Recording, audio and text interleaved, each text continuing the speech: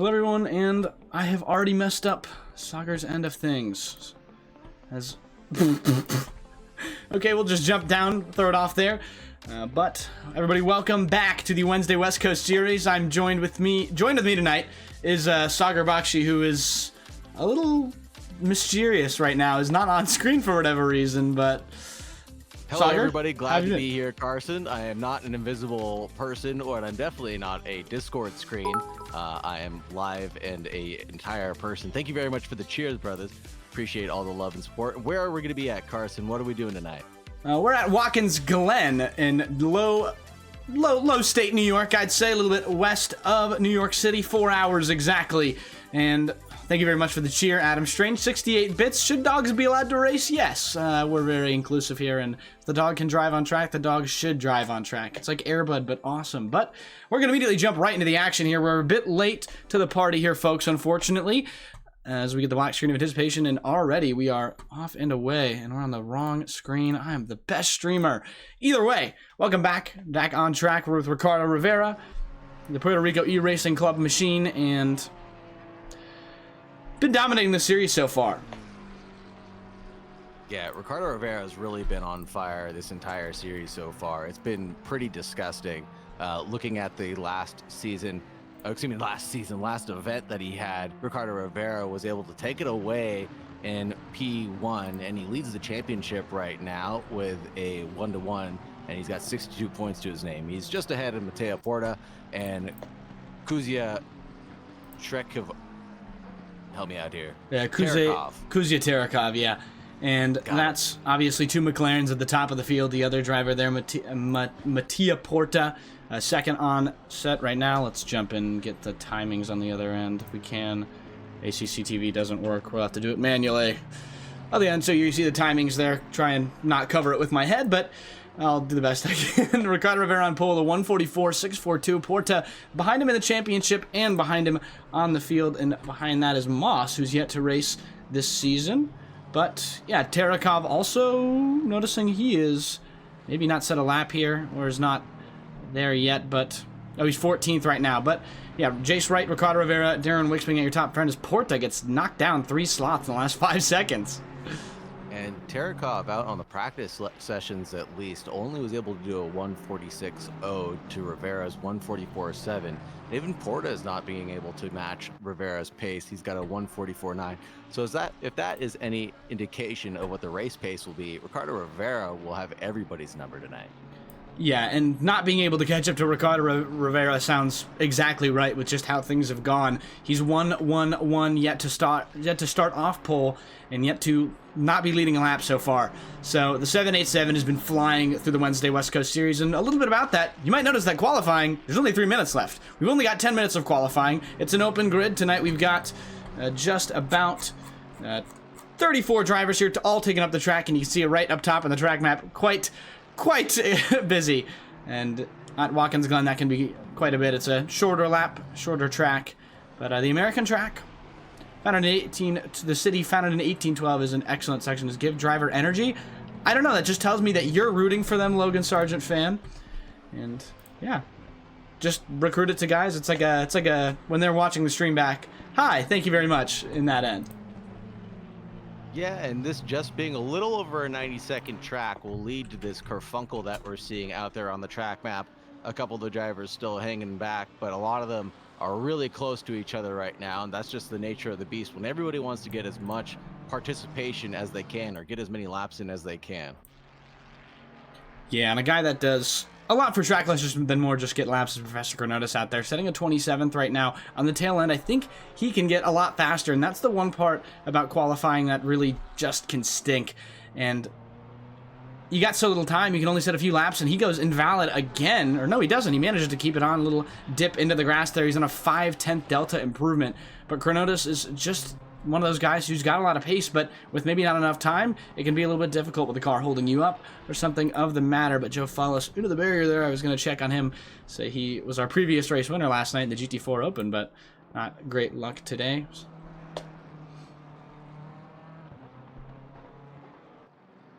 Man, seeing these drivers navigate lap traffic on their qualifying lap is quite a skill and feat to be watched. Kyle Hirsch having to get through not just one, but 3 cars through one sector alone on his qualifying lap. He's going to be looking for blood for the next time he gets free air, though. Really wants to make that lap count. Yeah, and we'll jump right on board here with the splitter. The Dive Bombers 1-2-1. McLaren there is going for a higher position. They're on not a valid lap, but they're going to the line trying to get back to a valid lap here. But this car has been absolutely electric throughout the other parts of the series. And that's another point we didn't make. The race format, okay, so it's 20-minute, first race is a 20-minute race, followed by another 10-minute quali and another 20-minute race. It's a lot like the GT4 Open, but, you know, a little bit different. As Saagar last week was at Imola, correct? Yes, sir. Last week was at Imola, one of my favorite tracks to be at. It was a beautiful race that we had for the 45-minute. Yeah. Yeah, so run us through a little bit of a recap there, because I actually ended up missing that race because I was busy. Neil Kerbel pulled off to the side there, getting rid of qualifying, seeing at the end these drivers goes. But could you give us, me and the crowd, a little bit of a rundown of what happened? Oh, man. Rundown of what happened last week was just kind of utter calamity. We had a lot of people that were going for a somewhat alternate strategy. Imola was a lot harder to pass on than it was for the Red Bull Ring, right? So I think a lot of people realized what they had to do was play it smart as far as their strategies were concerned. So we had, just for last week, I'll go over the standings very quickly.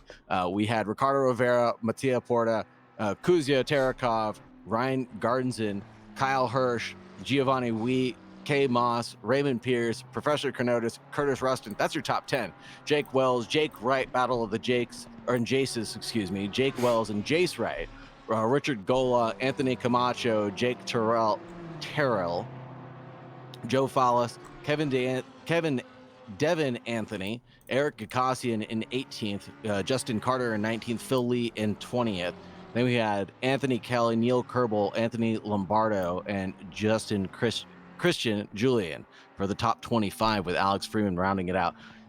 It was insane, to say the least. I mean, there was so much good, clean racing. Imola is a really old school style circuit that was very narrow, so not a whole ton of passing opportunities were given. I think we saw a lot of people express their deep patience for the racetrack as well, and not going for an immediate dive bomb, but kind of making a 10 to 15 minute overtake happen, because you'd catch very quickly, but passing was just not an option once you got close to the opposing driver. And it was so beautiful to see how well these drivers were able to negotiate that kind of thing. And then also lap traffic being a huge part of it. Another 1 minute, 40-second track. It's no Bathurst, so we saw a lot of cars catching each other up in just the wrong places.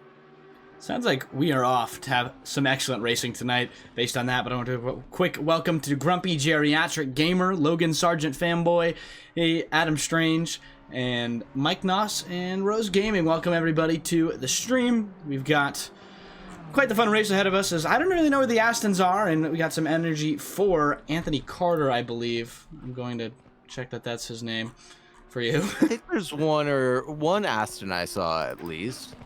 There is one out here. Let's check. Just checking on my end. Kay Moss has the Aston, I believe. And who else? I thought I saw possibly one more. Oh, we've got Mr. Redding with an additional Aston. And that's about it, though. Yeah, and pretty interesting. I'm seeing a lot more distribution among the top level cars, as there's only a few in the manufacturer's grid, to be honest. There's only a few cars that people are running, but they all seem to be a generally okay and generally balanced group. Most McLarens can battle with the Ferrari. The GTR's been up there in a lot of races around here. Not quite sure why that is, but honestly, I'm all here for it, you know? I think that's due to the wonderful BOP that we're using that allows a lot of these different manufacturers that you wouldn't expect to really get into it. And then a lot of the manufacturers that you would expect to be OP or overpowered are really just balanced out very well. So I think that's what we're seeing a lot of throughout this series, and it's wonderful to see. And yeah, the Wednesday West Coast creates a whole different pool of drivers than our Sunday championship, because there's guys that maybe it's a bit too late, the European side of things, some Australians dipping their toes into this race section, but we're going to jump right into the grid walk here, get you introduced to these drivers right before we run it at Watkins. Starting on pole, Ricardo Rivera in the Puerto Rico E-Racing Club 787, followed by a McLaren, the Mattia Porta 44, the Italian, followed by Kyle Hirsch in the Dive Bombers 121, with Dean Stefani rounding out the top 4. Darren Wicks will round out your top 5 in the Greenlight Racing Nissan GTR, with Jace Wright starting in 6th in the number 1 car. Kevin K. Moss, the Jamaican driver, will start behind him, with Curtis Rustin in 8th position in the 868 Canadian Divine Motorsport car.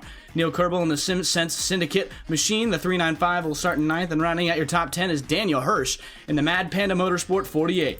Giovanni Wee, the other Jamaican, not sure we had so many Jamaicans, will start in 11th, the Team WRT car, followed by Joshua Worley in the 47 machine, with Richard Gola, the American, behind.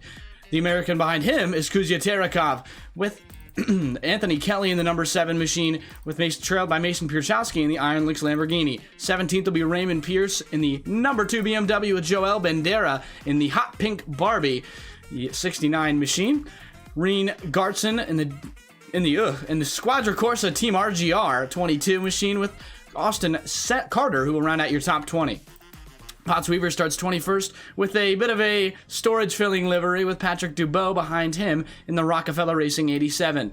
Alex Freeman will start in 23rd in the AF Sport 14, with Devin Anthony in the 52 behind him. Professor Chronotis trailing those two, rounding out your top 25. Christian Julian will start in the blue flag Lexus there, with Anthony Camacho in the bright green, black, and white 77 Porsche, with Joe Follis, the Aussie, behind them. That excuse me, not the Aussie, the Costa Rican, trailed by them, with Eric Gakossi and Big Boss Gakos will be trailed by Anthony Lombardo to round out your top 30, with Spady Bud, the top gifter these past 2 weeks. Thank you very much for your support, Spady. Will be trailed by Jaeger Karu, his teammate, in 32nd, and 33rd, last but not least, Jake Terrell, Fuchsia Competition Esports. Whew, what a grid walk. 33 drivers here tonight. We've got a short run. Saagar, say what you will, forever be held at peace. We're almost away. There's nothing really to say. The drivers are going to do all the talking leading in towards turn 1. They're going to express their caution as they do so and up their way through the S's. Hopefully you don't see a lot of contact, but rubbing is racing, folks, and we know how these 20-minute sprint races go, so get your bets in right now, Carson. I'm not a betting man, but I would bet that we might see some rubbing racing here into the 90, the 90 turn here, and turn 1. Ricardo Rivera will lead them away. Your top driver in the field, and will be probably the top driver away into turn 1. We'll have to see what he can do here. The 787 machine trailed by Michael Porta. It's green, green, green at Watkins Glen, our first American track of the series. First place, Ricardo Rivera gets off to an excellent start, but Porta about the same. He'll have the inside favorable line, take a lot of curb, maybe go a bit wide. Porta should have a better exit. Behind them, it's Hirsch trailing real close, with Stefani backing off there on the end. We've got some damage behind. Curtis Rustin there getting into Neil Kerbel on that other end. Ricardo Rivera, though, still fighting in a Three Musketeers battle for the lead. It's all McLarens up front. And all McLarens up front, but in the back, it's definitely not. 3 wide going in towards turn 1, involving Curtis Rustin, Curtis Moss, K Moss, Curtis Rustin, and Neil Kerbel. Oh no! Kuzya Terakov right into the back of the Mercedes ahead of him. I believe that was Hirsch. That's gone off and off to the right. The other section, that is not what you want to see from him. Oh no, Hirsch. Sorry, I cut you off. Continue. No, all good. Yes, no, and a lot of drivers going too wide through the bus stop on here on lap 1, but mostly making it out clean so far. Got a couple of 3 wides headed down towards the shoe and into the boot. Yeah, it's relatively been pretty easy and close. 2/10, 3/10. Most of these drivers are just still close. That's, I believe, I don't know who's that to the side. That's Gartson off to the left, right side. They're going to have another chicane on that straight. It'll be right on the exit. The line is luckily away from them, but that is not what Gartson wants to see. Gakossi and get one of the drivers gaining 2 positions out there so far, as there's 3 wide ahead as there's a BMW off as well. Raymond Pierce gets into some action there. Raymond Pierce's car looks like it's seen some better days. Already on 1 lap, has some significant damage, and ooh, I thought he was going to get clipped again, but no, that hood is not looking very good. Yeah, Jace right here looking to cap off the first lap with some fireworks here in America. The number 1 driver into turn 1 gets the overtake on Hirsch for that final podium spot as they move along ahead. Kyle Hirsch now stuck a little bit behind, or that's Hirsch ahead. He got the 4th spot. Stefani is the driver he passed in that black Ferrari there as they head towards the bus stop. Ricardo Rivera about 7/10 ahead, increasing that gap ever so slowly as Mattia Porta probably is looking a little more in his mirror at Kyle Hirsch. Back in P22 and 23, Spady Budd and Joel Bandera are getting nice and close with each other, and that still involves Raymond Pierce and Eric DeBosca Cassian. All of them neatly filing away, swerving and diving on each other on the back straight right now before they go into the bus stop chicane. It's utter calamity back here, guy.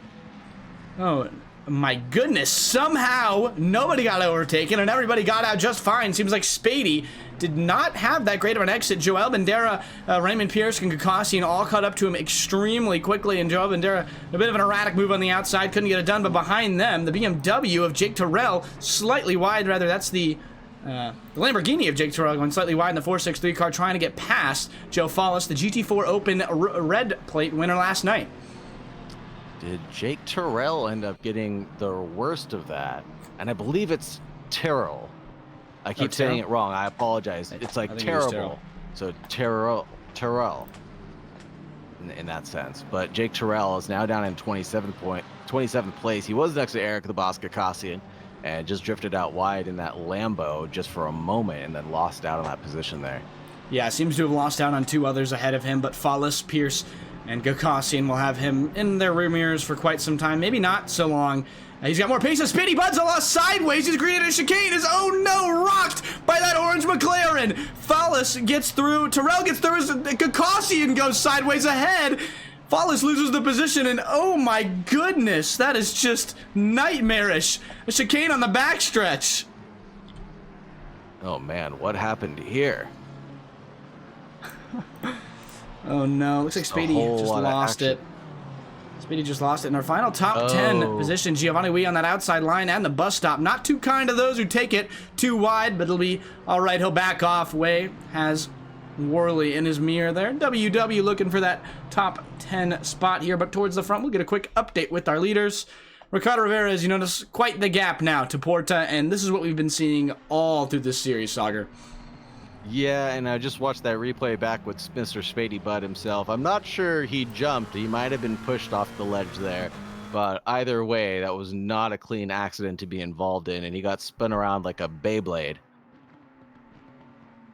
Yeah, I mean, that's really tough, and it's sometimes the position here at Watkins Glen. It's a little more narrow than other tracks, and it happens, and it's super unfortunate for certain individuals who just kind of get caught in places where the guys behind you have a pit start or a quali band. They have more pace than you, but they don't really have the racecraft to get around you at Watkins Glen all the time, but it'll definitely happen. In terms of position gains, though, one individual who has gained a ton, Jake Terrell, started, I believe, at the back of the field for whatever reason, 10 positions up, but you might notice a bit of a dent in that front of that car. It seems like he got into the back end of somebody. Yeah, and you mentioned the skill being an issue here. Well, you know, that's what this series is actually meant to do, right? It's here to develop everybody's skills and talents, to find out how close pack racing can go. And it's one of the things I love the most about this championship series is that it really will bring out the best in these American drivers, or mostly American drivers, I should say, and force them to try to kind of go outside of their comfort zone instead of just running away with a race. Hey, sit in a pack of people for the next 20 minutes and see how that goes for you. Because the gaps here are just next to nothing. It's absolutely phenomenal to see the success here. Yeah, it's a super difficult track to be on and just not a friendly one. The bus stop obviously known for its dangerous, to say the least, section there. As the bus stop has been changed in real life, it's not as dangerous anymore. I believe it's a bit more of a actual turn. You can't go over the bumps, if I'm correct, because it is going to unsettle your car and cause you to lose it. So a bit of a less aggressive line and makes the bus stop overall a bit safer and a bit more of an overtaking opportunity, but we don't have that model in ACC. You got the rough curb that you got to jump over almost flat out. Ooh, and Giovanni Wee now getting involved with, I think that's Joshua Worley, another battle for 10th and 11th, just coming out of the boot right there, side by side as they enter the heel. And BMW on BMW crimes being held here. Well, We looking for the switch back there, just can't get it on Worley. Kuzya Terekov, Terekov, who's behind them, I'm not sure even on the same team as we, but they've decided on the same iconic, to say the least, BMW GT3 livery. So they all run in 10th right now, rather on the same team metaphorically, but I'm not sure that they'll be racing on the same team together physically. Yeah, I think the 3 BMWs are all out for blood themselves. They might be in a Lambo sandwich, but I think they all want to get as best position as they possibly can in this event, regardless of what their liveries look like. They might just be Valentino Rossi fans altogether. Fair enough, a lot of Valentino Rossi fans out there, but one thing I am noticing in terms of manufacturers is quite the British domination. 1, 2, 3 all belong to the Brits here. Ricardo Rivera way ahead, behind him way ahead as well, but not way ahead of Ricardo Rivera's Mattia Porta, the Italian. We mentioned the diversity in the series being mainly American, but a little bit different. Kyle Hirsch behind them, under pressure now. He had a gap to Jace Wright that was about a second or two, but it's clearly dwindled as Jace Wright chases now in that I would say OSHA approved Ferrari. Yeah, and let's keep an eye on the battles between 4th and 7th as well.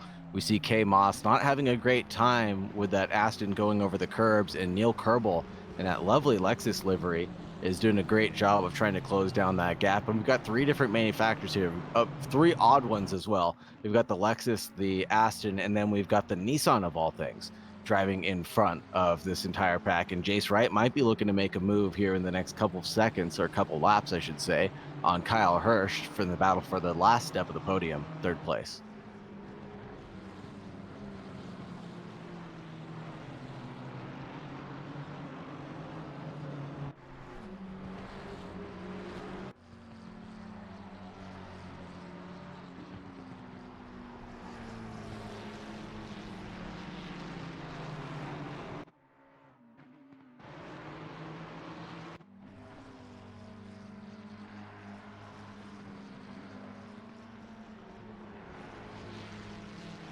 How long have I been muted? Have I been muted for a very long time? Chat? I've been able to hear you. You will definitely be able to hear me. And Jace Wright trying to close down the gap there on that Ferrari as much as possible, but doing a great job of closing down the gap, or at least staying close with those Ferrari brakes. Doing a great job. Potts Weaver getting chased down by Alex Freeman right now. Battle for 19th and 20th position overall. And I think that Mr. Freeman definitely has some pace beneath him. Yeah, Freeman there in that 0.6 car. He's up, I believe, not up. He's up 3 positions, got involved into a lap 1 incident, had to just back off a little bit. Ahead of him is Potts Weaver, who is, let's go a little bit of lore on this livery. It is Eric's computer storage. If you've ever used the application, thank you very much. If you've ever used the application, I forget what it's called. There's the storage application. It's like, it starts with me. I can't fully remember, but this is Eric's storage, as we were making fun of him in the liveries channel for having such an enormous ACC documents folder, and it's somehow evolved into Scott Sullivan requesting for a delivery, and Potts Weaver and Scott Sullivan have been running it, or are planning on running it, and it's, as you can see, quite a lot of different things on that drive. Quite a lot of different things on that drive, to say the least. That looks like a Technicolor Rainbow, brought to you by you know who, but that's a crazy looking car. It looks very nice on the outside, but obviously fragmented as all heck, to say the least. If you're wondering, the red is the ACC folder, so just know that is what that is, I guess, on that other end. But pretty good racing out here. Right, again, the battle for P3 and P4 coming up through the S's. There might be a move here at the bus stop chicane. No, it looks like Jace Wright smartly is backing out at the top of the hill and looking at the bus stop. I don't think he can make a deep lunge here. I don't think that's going to be smart for him. Yeah, he wants to, but I don't think he can act on it just yet. Especially at the bus stop here, he's going to be looking for a better exit there, and he may have compromised it slightly, as this battle maybe seems to be taking a bit of a toll here. Hirsch's pace not where he wants it to be. He's letting 4 through 7 all approach that back bumper there, and towards the back of it, Neil Kerbel trying to get into that top 7 section. 3/10 off the back end of that Aston Martin ahead. Bit of a weird manufacturer battle here, but Jace Wright trying to get around here. His pace is hampered by that McLaren in front. Trying to move easy. He'll go on the outside. Try and make it look. Can't get alongside. He'll keep moving, keep trying to dig as he goes very wide. Car slides, loses the position to the Ferrari behind. That car is way back there. Now he's going to try and go alongside through the straight here. Is behind him. There's another overtake happening. The GTR looking to capitalize on this. Into the section there. The Carbon. Oh no, the GTR nearly rear-ended. Oh, so much going on in the top 7. Yeah, wow, but these drivers being heads up for sure, doing a great job of making sure that they're not only aware of what the car in front of them is doing, but the car in front of them has also been up to. Otherwise, that could have ended in disaster, but the drivers all just being a little bit more cautious, knowing that there was another additional overtake happening in front of them, and they maintain their gaps right now, but nose to tail right now for the top, from 4 back to 8, excuse me. That is insane. Absolutely insane. Yeah, there, and I'd say Neil Kerbel is on a little bit of a warning watch here. He's got that Lamborghini right now alongside almost. He backs out, not wanting to get into the right end of here, but these cars are all so close. Neil Kerbel gets an excellent run on Moss. He might have a chance here through the S's, right near that back bumper. He's got to find his way around right in this section here. Trying to move it past. He'll go almost alongside. He's going to lose the toe there, and Moss should get away, but maybe not to the bus stop. We'll have to see what he does ahead. But Darren Wicks, also an opportunity right here into the bus stop. We've got 2 almost overtake options as Kerbel backs out. Same with Wicks. Man, and I think Curtis Rustin was just trying to give a little scare tactic to Neil Kerbel there, and on the inside of turn 1 just got lit up the tires and got spun around there on the exit and could not get the car collected, and that Lambo is back into the wall now. Yeah, I just looked away slightly and the Lambo was gone. Blink and you'll miss it here, folks. 2/10 between these 2 cars. Absolutely wonderful. I just switched to Austin Carter. That was the wrong BMW. Anyway, we've got Neil Kerbel now probably going to be under threat here as that Lamborghini definitely gone. You see it's not too close anymore. The BMW, though, behind could be entering this battle, but Kerbel's got a bit of a British problem ahead of him. That Lexus Simpson Syndicate car has been doing an excellent job through the field here tonight and looking for a more top spot, as he definitely is the pace for it with 6 minutes remaining in the sprint. Oh man, right on the back of this GTR is K Moss doing a great job on the 46, trying to tuck in as close as possible. This trade of cars has been really fantastic. This battle of 6, 7, 8, 9 right now. He's doing a great job of rubbing and racing. Oh, as Neil Kerbel just grazes the wall on the exit there of the final corner. But these guys are doing a great job of keeping this close pack racing close. And who is that in the background? Is that Joshua Worley, who's now in touch with this battle with all that time that they've lost? It sure is. Wow. Yeah, Worley's been just trying to trail here through this section, but Mike Noss in chat asking, I wonder what the history of Watkins Glen is as a boy. Mike, do I have the tale for you right after we get through this bus stop? Because things are heating up here at Watkins Glen. Very hot right now, about 95 degrees in real life. It's on my Apple Watch. So, Darren Wicks here through the section. They're all going to go to nip and tuck through the bus stop. The Aston Martin a bit unsettled, having to avoid the GTR's slower pace through the turns. And through the turns, many a turns here at Watkins Glen. Aston Martin goes slightly wide. Won't cost him. But Mike, this track is from Jace Wright right now, going side by side with, who is that? Kyle Hirsch through the boot, excuse me, and almost going side by side into the toe. They're separated. I apologize to cut you off. Go ahead. Yeah, no problem. Through toe there. He's right on the back end of that McLaren. We'll stick on this battle, but this track is on the namesake of Watkins Glen. It is Watkins Glen Circuit. Watkins Glen is, of course, somebody's name. It's the traditional American side. Dr. Samuel Watkins settled this place in 1791, incorporated in 1842, and named Watkins Glen in 1852 to honor his contributions as one of the most well-known common soldiers in Civil War history. Despite his low rank, Watkins has found immortality through his 1882 memorial company, ATEC. But it's the birthplace of road racing, some might say. We'll get into that, though, soon. Jace Wright has a run here through turn 15. On that other end, he's got a bit of a better exit right on the back end of that McLaren. Toe will help him here. It'll be his friend through the car guy racing section. He gets alongside through turn 90. We'll have to see. He's late on the brakes. Into that section there, he's going to be a little bit wide. The McLaren going to be right back at him towards the S's. That green and blue car trying to find his way past, and he does. The S's, now the Ferrari's going to have to go nip and tuck, try and get the trail. And these drivers know that there's only going to be 1 or 2 laps remaining, depending on when the leader crosses the line. But cresting over that curb at turn 1 is self-inflicting punishment and getting pushed down to the inside, moving straight back over to the racing line, trying to get lined up for the bus stop chicane. Does a good job of doing so and stays nip in tuck. But these guys are slowing each other down as Dean Stefani is about 8 tenths back right now. We're going to see a repeat of what we saw earlier. Yeah, Jace right here just got unsettled to the section. He goes into the back end of the 877 car. The one machine barely keeps it straight through this section here. Oh my goodness, I don't know how nobody died in that section of the McLaren. They're through tow. Gonna have to try and deal with what might be potentially back end damage with 2 minutes and 50 seconds remaining. And just a reminder that Ricardo Rivera is leading by two and a half seconds. Mattia Porta is doing a good job to keep up, but not too much of a section there. As Jace Wright still right behind that McLaren, but you can see the pack catching up ever so slightly.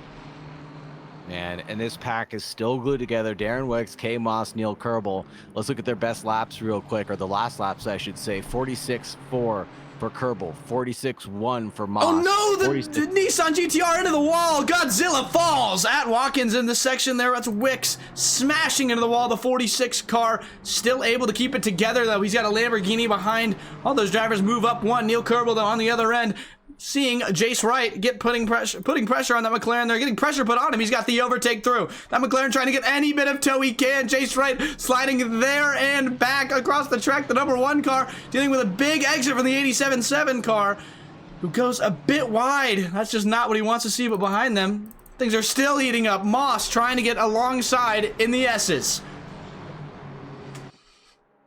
And Jace Wright just ahead, able to get that position over Kyle Hirsch in the 1-2-1 versus the number 1 battle. That looks all clean, fair, love, and work.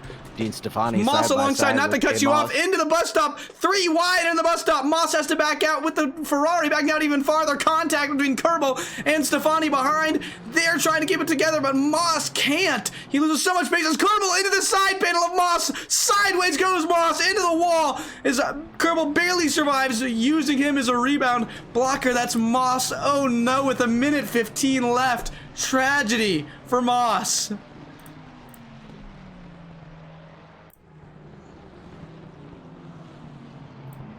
I cannot even fully describe what happened there. It seems Kerbel got a little slow out of the corner, or rather Moss got a little slow out of the corner, and Kerbel ran right into him in that backside quarter panel and tried to bounce it off of the BMW right behind him. But that'll clear out that battle for 7th place, Saagar. Yep, clear out the battle for 7th place, and we've got a few more battles out on track right now. Battle for 12th, battle for 8th, and we've got a couple more people out in the back. Anthony Camacho, battle for 28th as well. Yeah, let's get some of these back markers in here. Camacho here under heavy damage, trying to chase this Mustang ahead. He's got a bit of a good run through tow as Fallis goes a bit wide, but Camacho a bit unsettled. Macho Man trying to find the strength of that Porsche engine, but there is no way it will ever beat the Mustang in a straight line.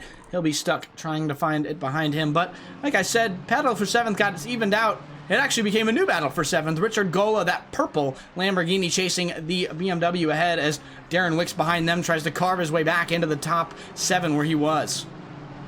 And this will be the last lap, everybody, so everybody's going to have to mind their P's and Q's to make sure that they don't get Jace written all over them. Or no, not Jace written. You know what I meant. K. Moss, excuse me. As things are getting evened out right now on the last lap. It's a real adjective. As things are getting evened out. Yeah. Things are getting hot here through this section here. Dean Stefani in the green light racing machine. We'll get some splitter cam. Potts Weaver's favorite. Not sure if he's here tonight. But we have got yellows all over track. Looks like Freeman got into an incident here on that other end. That might call it B-colored McLaren. Also getting an incident with Eric Kassian, who is not in that incident, but he went off track there. I think he just went deep into T1. But that other section, we'll spare him from seeing it again. But Stefani trying to pressure 4th here.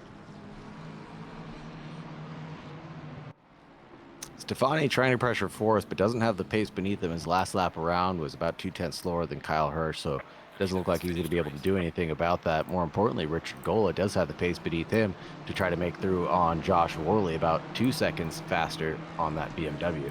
Not to cut you off here, his perfect streak continues as Ricardo Rivera crosses the line in 1st place. Mattia Porta, the Italian, behind him with Jace Wright crossing there in 4th place. Going to go to Kyle Hirsch despite the best efforts of Dean Stefani behind, with Neil Kerbel finishing 6th, but he's sure to take a look at the stewarding booth. We'll have to see. Joshua Worley in 7th, 8th will be Richard Gola in the purple Lamborghini, with 9th being the Darren Wicks GTR, 10th a BMW with another BMW with the same livery behind, in 11th Patrick Dubois, the best of the Mustangs out there tonight, representing America as a Canadian, with Mason Pierchowski, the American, representing the Lamborghini team, finishing in 13th. Wow, we had some absolutely, I don't know if I call it frightening racing, but it was a bit scary a lot of the times. Very, very tight here at Watkins Glen.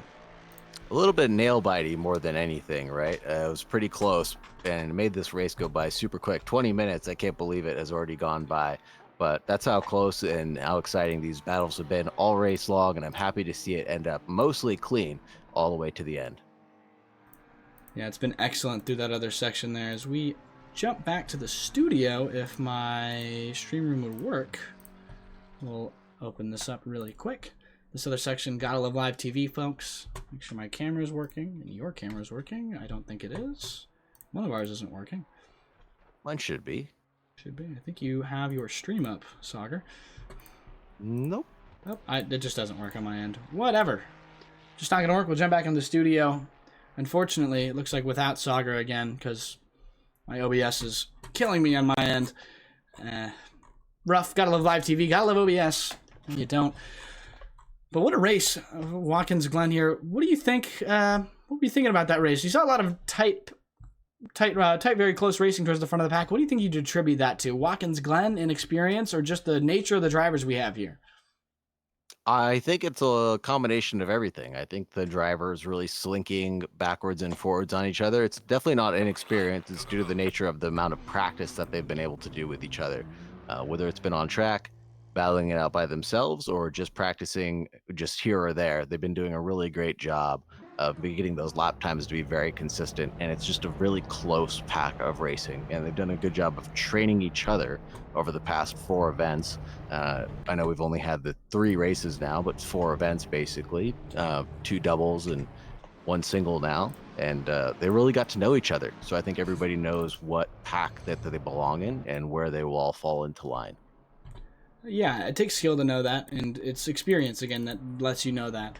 It's a lot of sections here with you on the Wednesday West Coast. It's a different driver pool than Sunday GT3. Most of these guys are the GT3 drivers on Sunday as well, but when you get to Wednesday, it's a different pack of people. I mean, it's 10:43 for me right now. Like, it is late, and a lot of those East Coast guys don't show up, and it creates a different dynamic where you're going to have less drivers, so obviously you're going to place higher, and it's going to be just a bit different for everybody, but it's quite the amazing section here we have at TRACKILICIOUS. If you're interested in joining any of those series, you can do !SimGrid in chat to get exactly that. Jump into the series there, the Wednesday West Coast series. You know, actually, now's the perfect time to jump into the calendar. Saagar, do you want to run us through that? I sure can. So on Mondays, we have our GT4 Rookies Championship. We've been to the Hungaroring, Spa-Francorchamps, and this time we are going to be at the Alton Park track. We were at Mazzano, on July 6th. And we've got Kyalami Zandvoort Valencia coming up, and that's Mondays at 8 p.m. Eastern Standard Time. GT Open Championship, that'll be at 9:30 Eastern Standard Time, so those run back to back to back on each other. And it's a good series to also be a part of, and it's basically a training ground for everything that comes up next. Street Stock, we've got that on iRacing on Tuesdays at 8:30 p.m. Eastern Standard Time. Civil Drive AI is basically a combination of Marbula 1 and kind of a F1 manager type series is combined, and that runs at Wednesdays at 6:30 p.m. Eastern Standard Time. And that's a great series to be a part of as well. In case you're interested in joining up, we have the Team Principals opening season right now, and then we're going to have the drivers opening season coming up following that. So if you are interested in being a driver, or if you're interested in being a team principal, now's the time to get involved. GT3 West Coast Championship is later on Wednesday. Oh, that's us at 11 p.m. Eastern Standard Time. This time we are at Watkins Glen. Next week we'll be at Suzuka, Laguna, Bathurst, and then Brands Hatch. On the Super Formula Light Championship on Thursdays at 8:30 p.m. ET, we'll be running on nothing but free tracks for the Super Formula Light. So Laguna Seca, Ricardo Circuit de Navarra, and I can't pronounce the rest of those other than Road Atlanta. So that's all you're going to get out of me, Carson. Fair enough. And most importantly, I think. Most importantly, on Sundays, we're going to have the Road to the SRO Community World Championship, and that is so much fun to be a part of. And we're going to have that next event on July 27th, and it is a 6-hour endurance event sponsored by AWI, where you can have your chance to win your own professional watch, just like the pros. GT3 Championship is going to be that Sunday night, Sunday at 8:30 p.m. Eastern Standard Time. And next time we are running, we will be at the track of the Red Bull Ring, it looks like. It's I think it's Bathurst. Sorry, it's Bathurst. Bathurst. Another section. You're correct.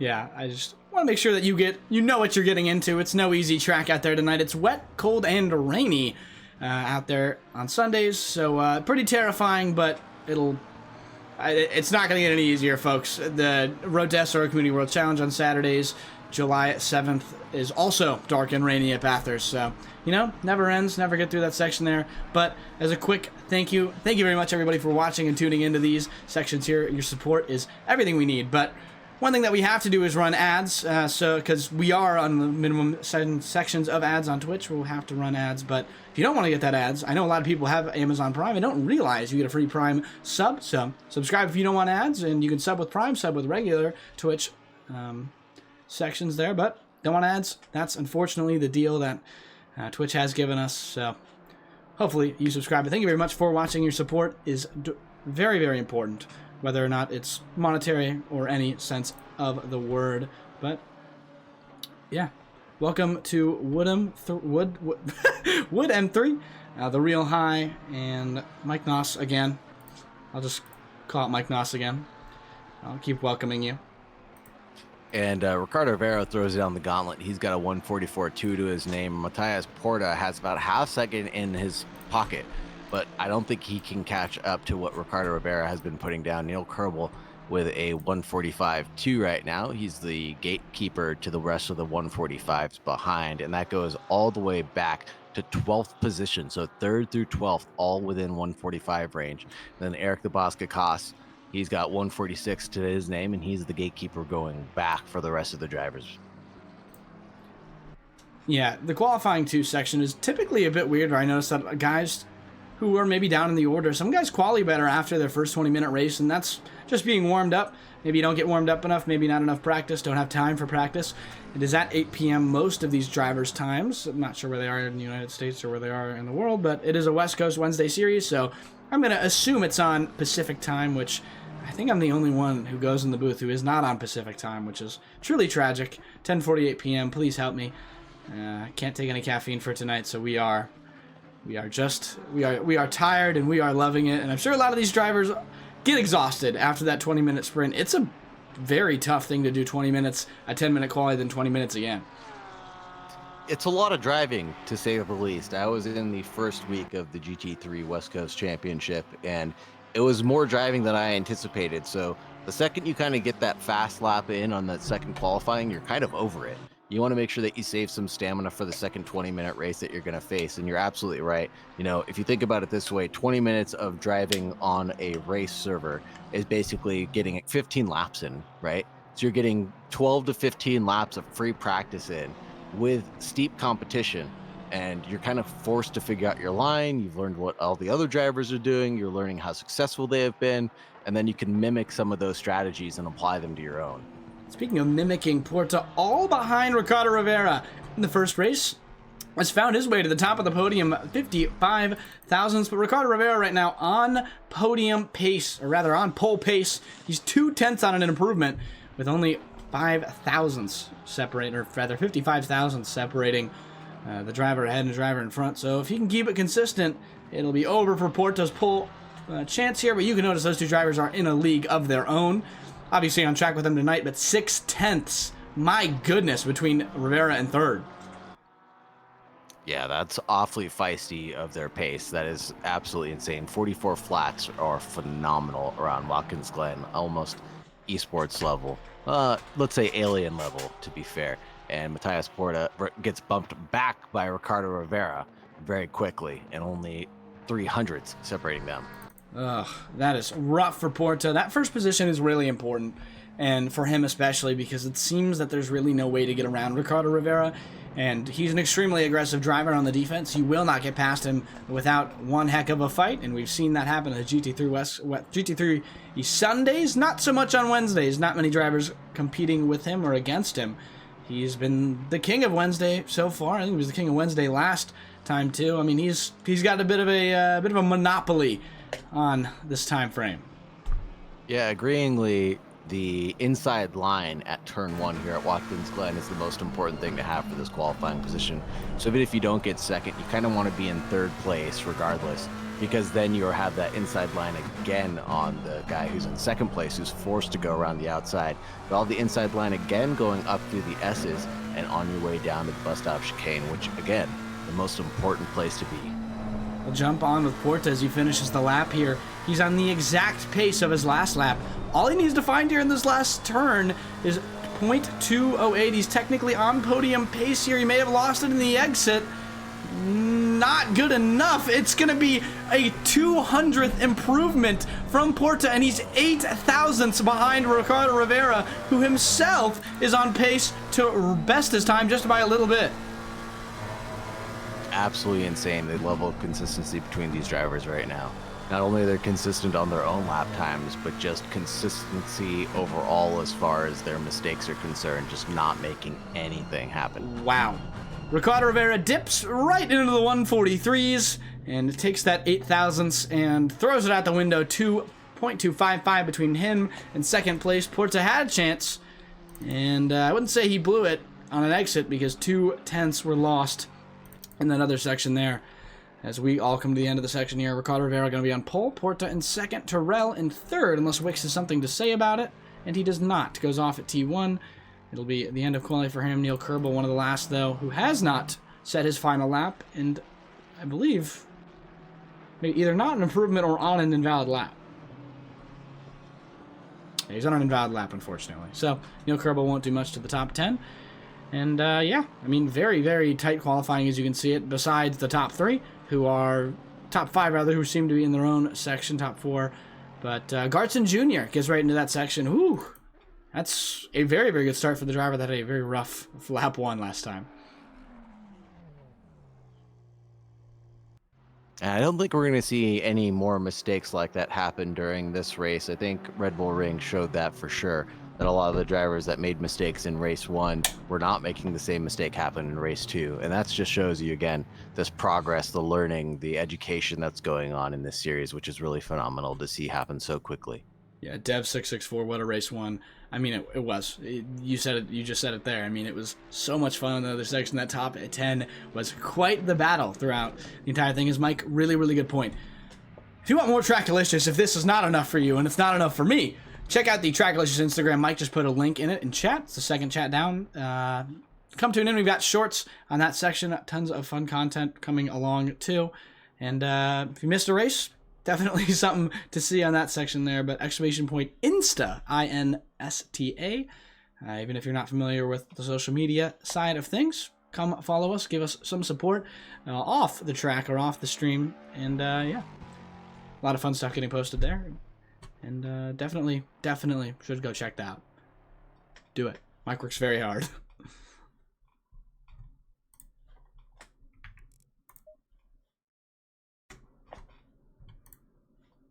Saagar, I do have your opinion. Saagar. Yes. I do. I noticed that we were pretty barren. Do you have any fun facts for me about Watkins Glen? Fun facts around Watkins Glen? Let's see. It's the birthplace of road racing in the United States. Just around the end of World War II in 1948, it was the first post-World War II road race that the United States took place in. And since then, Watkins Glen has been synonymous with the thrill of high-speed racing. It is home of some of the most iconic racing, and right now is home to the 6 hours of the Glen for the IMSA Championship, the Michelin Pilot Endurance Series. Yeah, and Mike is not in the booth with us tonight, but the 300 bird species of Watkins Glen are one of Mike's favorite facts. He's not gone. He'll be back at some point, like probably Sunday, but I just thought the bird fact would make him happy, as he is not in the booth with us tonight. But let's get right into the grid side of things. Same man on pole as... Oh, No, I was going to say, I'm sure there's a water fact that Mike's holding out on us about Watkins Glen. There has to be. He's the water man. He's the waterman. Another section, though. Let's jump right into the grid walk here. Ricardo Rivera on pole again, followed by the same driver, Mattia Porta. Iviafana is his passion, 44. Jake Terrell starting in the back of the field last time. Bit of a better start here, starting from last, now starting in third, with Darren Wicks beside him. Drian Garson Jr. with another excellent performance from him. Starting in fifth with Joe Bandera and the hot pink McLaren. In sixth, seventh will be the Richard Gola and the Cascada Motorsports 19. That purple car trailed by another purple car. Neil Kerbel, I'd probably call that sign. The 395 chased by Austin Carter in ninth. And that Wake and Horse Motorsport BMW with Dean Stefani. The carbon fiber Ferrari wrapping out the top 10. And the 877 machine trailed by Mason Pierzowski in the Iron Lynx Lamborghini with Jace right behind him in that bright yellow Ferrari green, if you might call it that. Curtis Rustin in 13th, trailed by Daniel Hirsch in 14th, who had a bit of a tragic lap one as well. Professor Cornelis in 15th, not 42nd, running in the 42 car. Joshua Worley behind him in the 47. Kuzea Terakov in the Team WRT BMW in the 627 with Christian Julian. The 12 car followed by Potts Weaver, the deframed Gagassian car, unfortunately, with not the greatest of storage, with Giovanni Wee in the top, running out your top 20. Behind him, trailing the car of his own storage, is Eric Gakassi with Kyle Hirsch behind them. Devin Anthony in 23rd. Patrick Dubois in 24th. A grid of Mustangs for the 12th overall slot. Anthony Kelly will start in 25th with Macho Man Camacho in 26th. Raymond Pierce trailing him in the BMW. Similar country origin, but not so similar, with Anthony Lombardo in the 28th of their section there. 29th, Joe follows from the Costa Rican driver, followed by Alex Freeman in number 30 AF Sport with Speedy Buddy, who had a bit of a rough lap 2 we saw, trailed by Alexandra Swinski with Jaeger Carter starting out in 33rd again, with Luke Lazema joining in for the second race. Wasn't there in the first, but we've got a short walk, a bit of a terrifying short walk there as Ricardo Rivera leads us toward the section. Saagar, any last words, or forever hold your peace? Holding my peace for this one. They are 2x2 Noah's Ark formation towards the line here. Noah's Ark, or rather Noah's Ark, Ricardo Rivera will lead them away in the first slot, the 787 car, hoping to fly to another victory for his 4th overall in this round 3 at Watkins Glen, but time will only tell, with Mattia Porta as beside him, the green car going green, green, green. A great exit for Ricardo Rivera, just very similar to the first section there. McLaren has to be careful of nobody passing him like that Lamborghini on the inside, but he gets a great run. Ricardo Rivera goes slightly deep, and Ricardo Rivera has a bit of a problem alongside. It's that bright green stake almost livery you may see there through the S's alongside. He's got the favorable line if he can keep it straight and keep it alongside Rivera, but he just can't. It seems rather he can. He gets a better exit to that other section. The Puerto Rican eSport E-Racing Club is having the most that he's had to another section, but behind him, not to take it away, Jake Terrell under the GTR, but they all have to go nip and tuck to the bus stop. Not the best chance to overtake there, and that's the rough part at Watkins Glen, is there's no big opportunity to overtake until halfway through this track. Man, and that really was Mattia Porta's only opportunity to try to make something happen, and he just had to back out there at the bus stop chicane. Wasn't there hub to hub, wasn't even there window to hub, so there's no chance that he was going to survive that. And with Ricardo Rivera being an optimal line, that was signed, sealed, and delivered, just like Stevie said. We'll have to see here if he can keep it perfect, which is a tough ask. He can keep it straight. This is the longest time he'll have here, as we have a bit of a problem behind Jaeger Karu into the wall. Some cars all caught up in that action. Ooh, not great to see on lap 1, but a bit better than the entire field 9 there, as Austin Carter overtaken by Neil Kerbel. Mattia Porta is his best chance, and it'll be as likely his only chance if he can't find the pace here. 4/10 between these two drivers, and ooh. And there goes Austin Carter and Dean Stefani and Jace Neil Wright Kerbel all get collected. Yeah, unfortunately, my CPU still has not recovered from the 6-hour enduro. I cannot do any replays on this section, but hello, am I failure? I'm doing great out there tonight. Is not the best rejoin. Dean Stefani, oh no, a terrible rejoin. Catches Anthony Camacho off track. He's damaged, not moving. Oh no. And Spady Bud is back there. I didn't mean to switch to him. But yeah, welcome in my failure. I'm doing great tonight. Saagar, how are you? Living the dream. Nothing else I wanted to do other than cast some racing. How it always taking a look back at P 2021, 22, 23. These guys are all a couple tenths away from each other, headed towards turn 1. Devin Anthony on the inside of, oh my God, Kyle Hirsch side by side up the S's, on a lot of respect shown by these drivers. almost impossible to usually make that happen, but they're doing a good job of negotiating. A little bit of bump and grinding going on between the two drivers, but now the other Mustang's going to get involved in this. It's going to make the Mustang, or excuse me, the McLaren hold back, and it does. The two Mustangs have worked together to get past the lone McLaren. America, baby. It's the Revolutionary War all over again. Devin Anthony and Joe Fallis. Bit of teamwork. There's Fallis off to the right side. Narrowly misses the wall. Oh my gosh. He was inches, centimeters from that wall. That was very, very rough. He managed to keep the position as well as Kyle Hirsch still over the back bumper as the McLaren behind him in the same situation. Behind them, still battling going on for the backpack of the field. Oh my goodness, Potts Weaver stuck there behind Straczynski and Stefani ahead. They've all had some rough scenarios. As we see there, as we see the Ret Live HUD, you're totally right. Forgot to mess on there.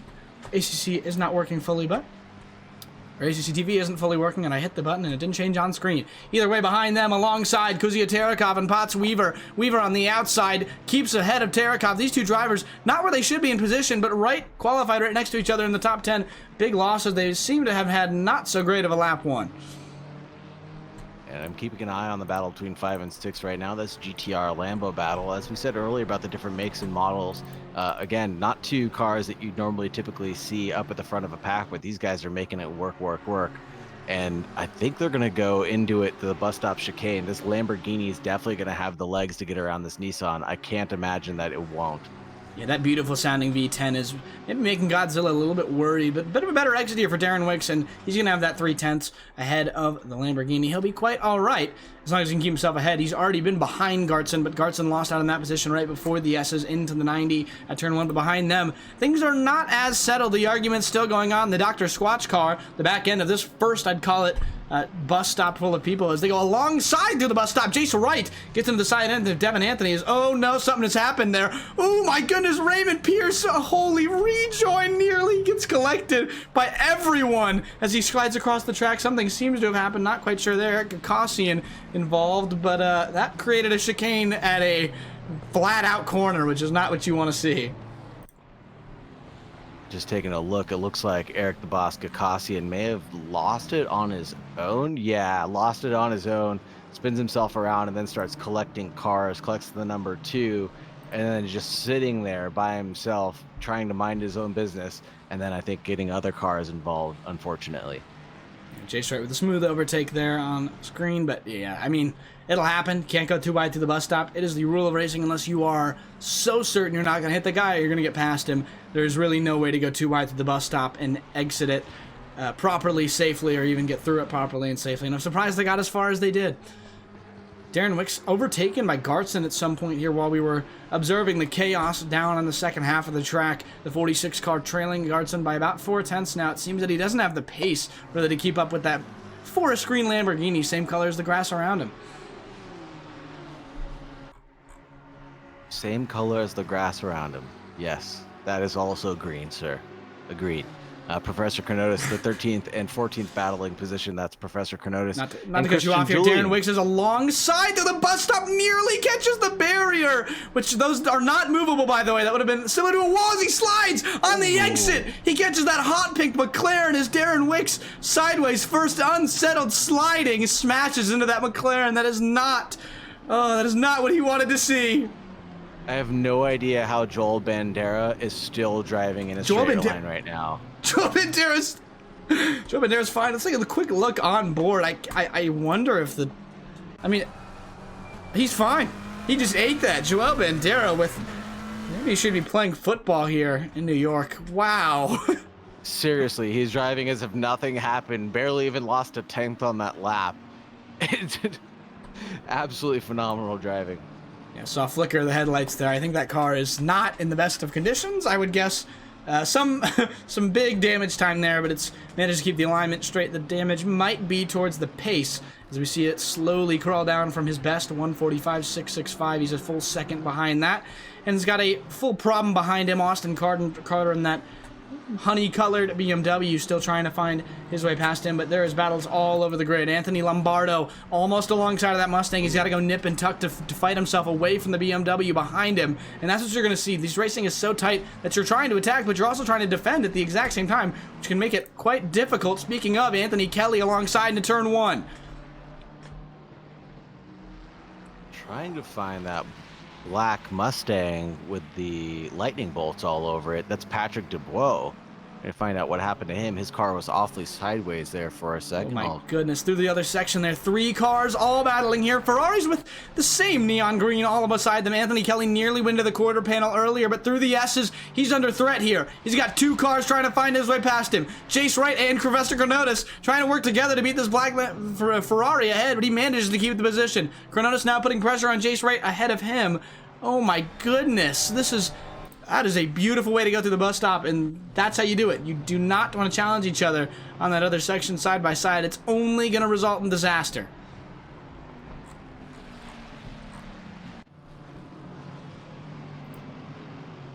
Ahead of them, battling for that final P10 slot, it's Curtis Rustin, trailed by Joshua Worley.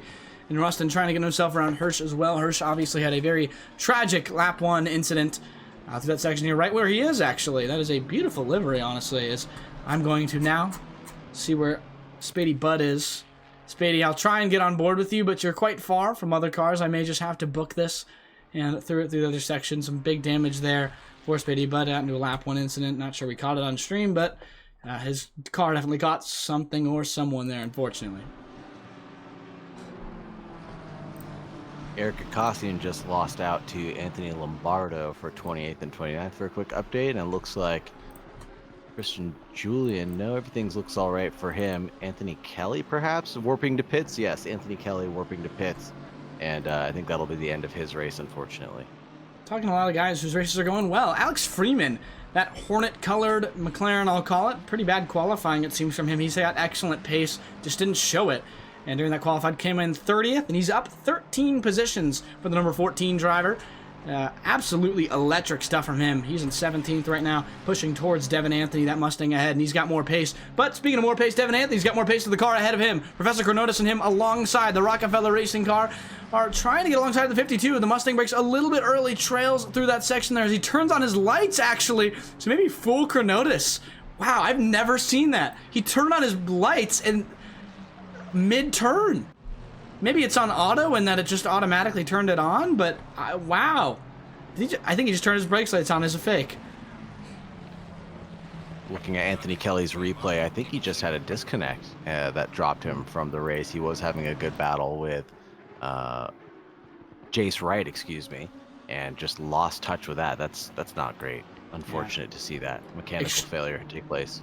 Extremely tough here, but driving through here in the top section, we'll tune back into Ricardo Rivera, who has not seen too much here. Mateo Porto's closer than he was earlier, 1.5 seconds. There's Jake Terrell and Rian Gartson all battle it out for the final podium spot there, and I think this battle is far from over. Lamborghini on Lamborghini action. 4 tenths between the two of them. What an exit from Gartson. We'll jump back on this battle here soon, because behind them, things are not settled. Joshua Worley trying to get past that Joel Bandera pink car, which kind of a little bit of an incident there with Darren Wicks earlier, and they've all managed to make it out of that somehow unscathed. Those cars driving just about in the same pace, except Bandera trying to find more. Looking back as well, battle for 16th. Oh no, Jace Wright looks to have been battling it out with Christian Julian, and he looks like it's all fair love and war as Jace Wright goes through on Mr. Julian for the battle of 13th, 14th.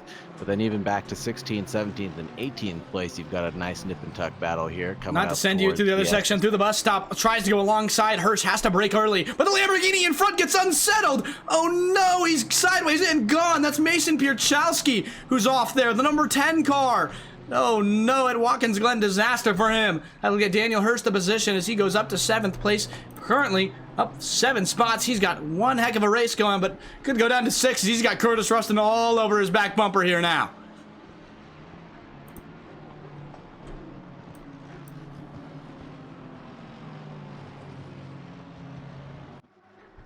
Rustin and other in the 868 car, 3 tenths behind as we go ahead to the battle up front. Seems like Gartson has made some sort of very big unsettling mistake. Lost about a full 1.6 seconds. As now it's just jumping down, jumping up, jumping down. But he's trying to get his pace back to the car ahead, Jake Terrell. That Lamborghini battle continuing on, continuing forward, and continuing pretty good.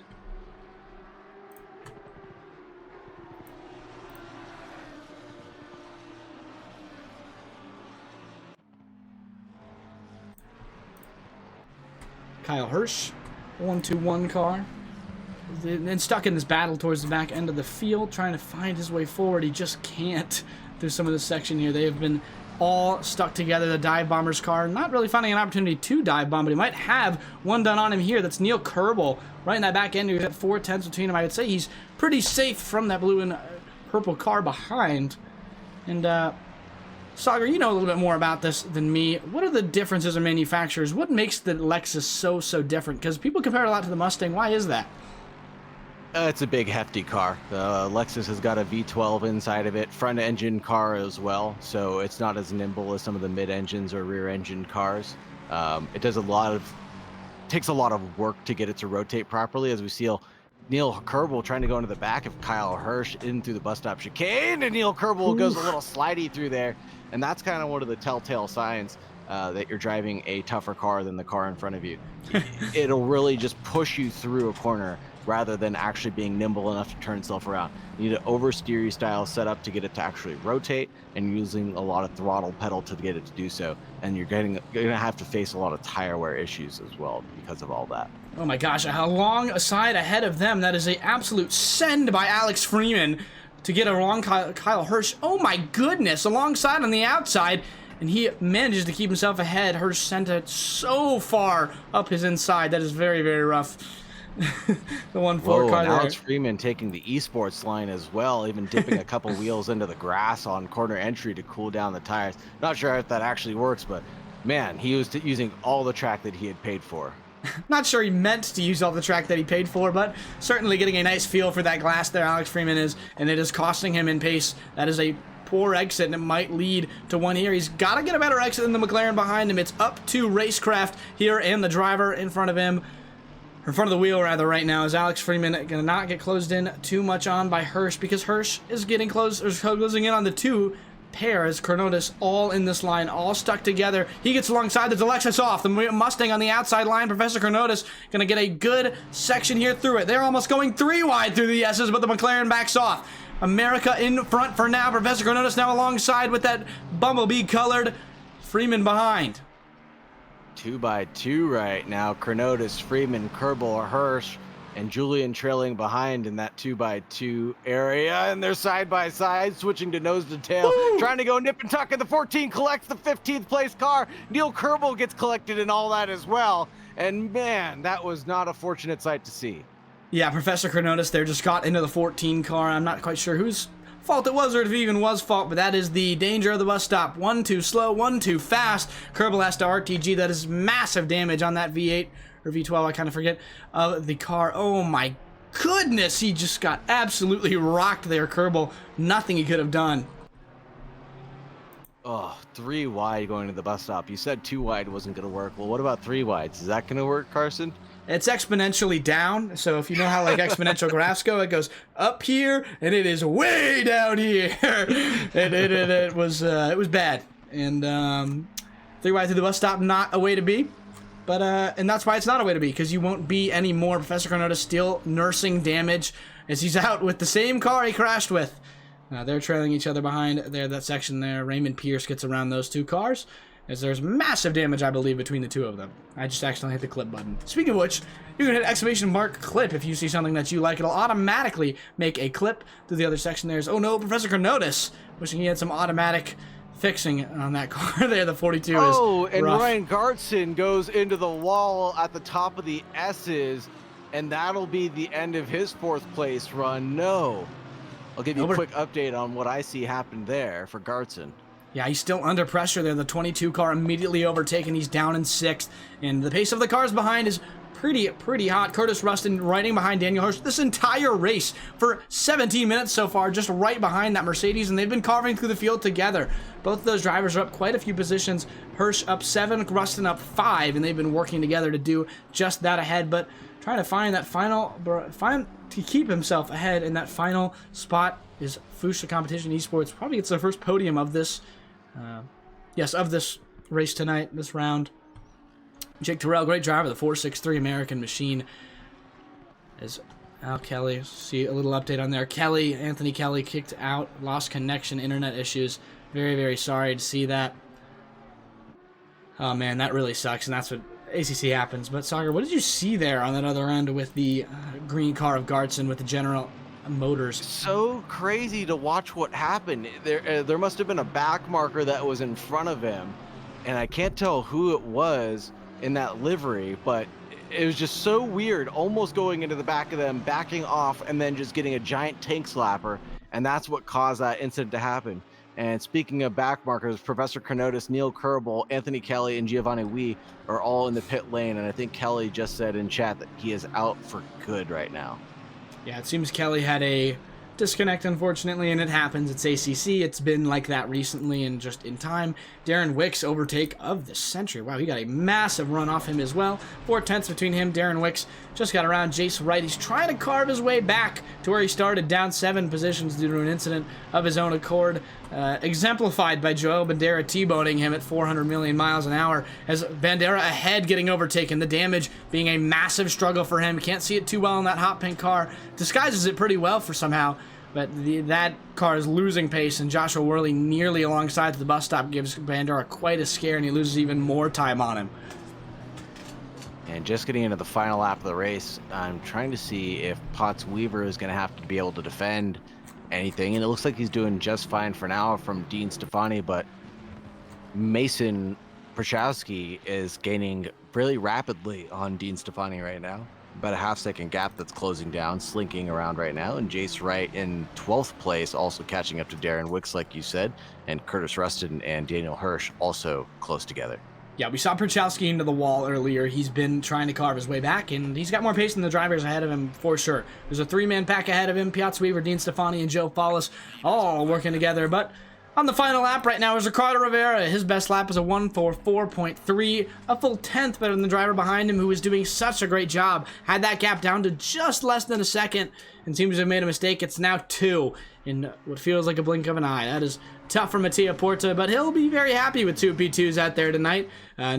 Take nothing short of a calamity, a disaster, a tornado, probably, to keep him out of P2 right now. Yeah, 2 P2s, and who does number 2 work for is always the question to ask. Jace Wright really close to Darren Wicks coming up through the first corner, chasing each other down. Kyle Hirsch now trying to make a move on what looks like Devin Anthony. Devin Anthony actually is through on Kyle Hirsch going in through turn 1, but everything looks nip and tucked right now, and Joshua Worley is only 1/10 back, separating him from Joel Bandera. Daniel Hirsch, who had a lot of damage earlier. Daniel Hirsch, who I believe might be related. Oh no, the Mustang, or the Lamborghini off. Curtis Rustin into the wall, up 5 positions no longer. He's lost all of those positions right back where he started in 12th. Flew into the wall. I don't know what happened to him. Daniel Hirsch, though, I believe is related to Kyle Hirsch. I would guess it's the same last name. Maybe it seems like an uncommon last name. I've never heard it before, so maybe they're related. Hopefully they're related, but Daniel Hirsch, their 7th place, and he's got the car that was stuck behind him the entire race gone. That's that problem removed.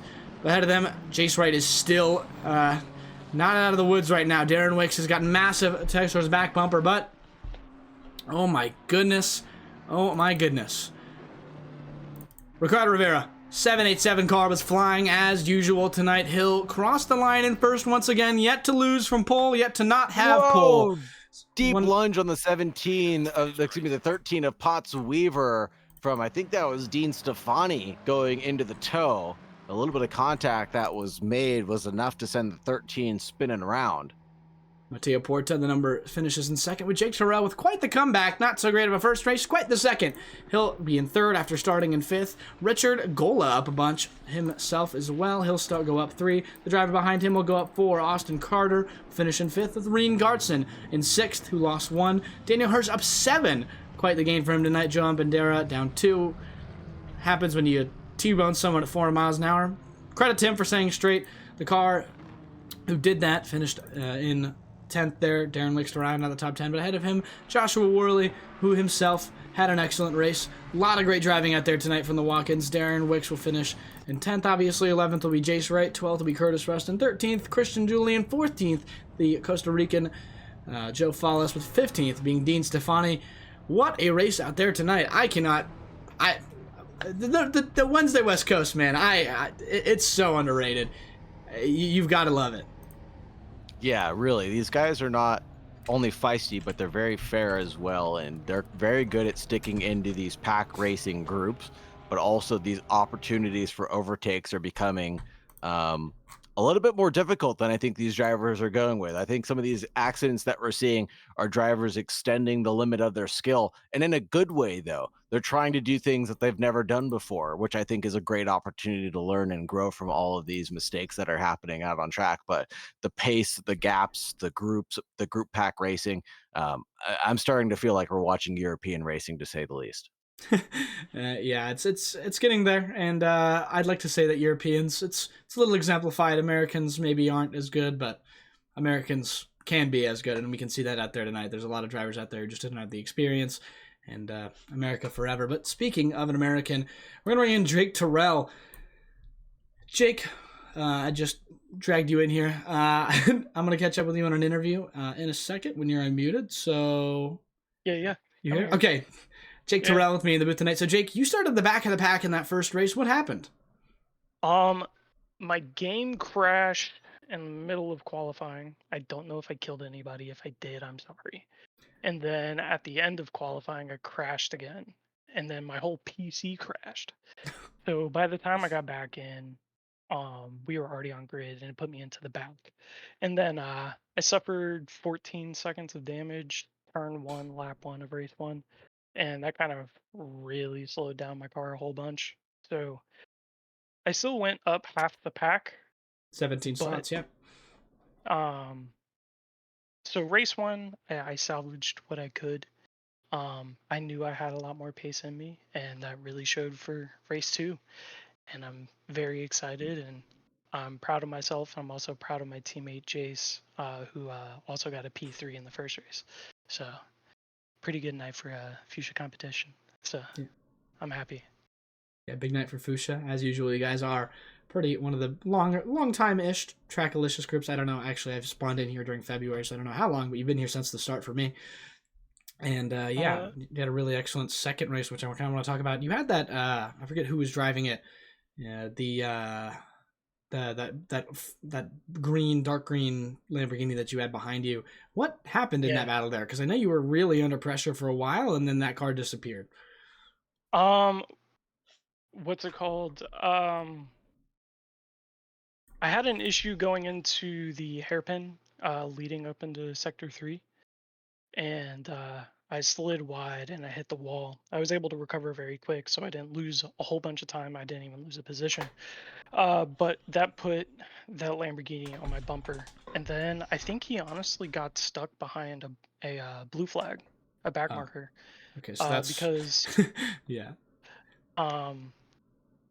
From what I remember, he was like a second and a half, 2 seconds behind me, and a car came out the pits, and then all of a sudden he was 7 seconds behind me. So I don't know what happened. We do, unfortunately. He tried to avoid the back marker and smashed himself in that inside wall, but happens. And quick welcome to everybody joining in chat after the race. Great race, everybody, as things were great out there. But thank you very much, Jake. Is there anyone you'd like to thank? Honestly, just a Fuchsia competition to, give me the chance to race with them. And I'm, finally showing pace on, some tracks. And we're getting there, especially after Imola. That was a tough race as well. But, to finally be up into the podium, it's a good feeling. Good feeling. Yeah, and thank you for having me. He just left the green room. Your teammate, who I'm going to rudely drag into here because he was just in the green room. Jace, not to drag you in, unfortunately. You were in the green room, and then I just you jumped out of the green room, so I snatched you up. You had a P3 race 1, correct? Yes, I did. So talk to me a little bit about that. How did you manifest that? Because I remember it was quite the battle at the beginning for P3, and then it kind of was just a 3-horse race, then a 2-horse race, then a 1-horse race pretty quickly for Ricardo Rivera. Yeah. I think I just had a really good qualifying in a race 1, and then going into the race, I forget who was the Ferrari in front of me. I think he just had a slow start, and so I was able to capitalize on that. And then it was more of a keep it consistent because I think the McLaren he went off in the chicane, so he had a bit of rear damage. So I was kind of just trying to put the pressure on him. I don't know if he plays iRacing or not because he was like kind of driving like how people in iRacing drive, so it was kind of a little scary, but it was all calculated, I guess. Calculated, indeed. Got you that P3. Good night for Fuchsia, I hear. But yeah, that second race. Where did you end up in that second race fully? Because I didn't take a picture of the results, unfortunately. I ended where I started, I think. I think I ended in 12th. Started the race in 12th. Something happened on lap 1. I have to check the replay for it. I was all the way down in, I think, 19th. And then I was racing. For, let me see.